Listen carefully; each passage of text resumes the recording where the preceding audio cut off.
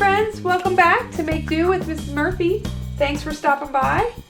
Welcome to our first accessories episode. I want to share with you how excited I am about the process of gathering and using accessories in your sock monkey making adventure. So here we have a small selection of accessories from a wide variety of sources. So these items over here I recently got at a flea market. We have this is for a dog costume, but I think that's going to make a great pirate monkey. And then from the Goodwill, we got some little mini clip-on ties. Just waiting for the right monkey. This may not the right monkey, but you can see how that could be adorable.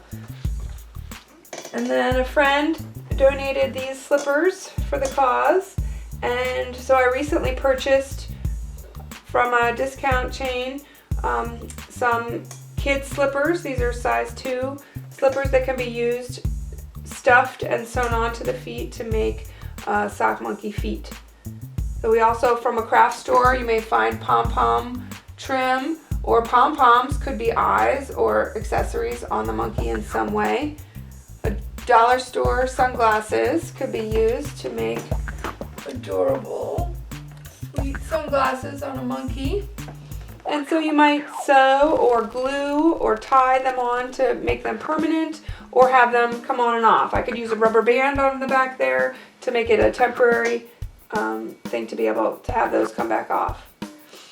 So we also have, as for potential eyes, these are clip-on earrings. And you might find those in your grandmother's jewelry box or from a thrift store.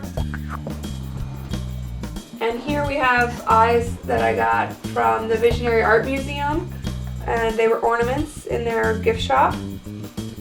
And this is Randall, and he's wearing a sweater an ugly sweater made from a woman's sock. I cut the toe off and then cut holes and threaded it on. So he's ready for his party he's going to go to.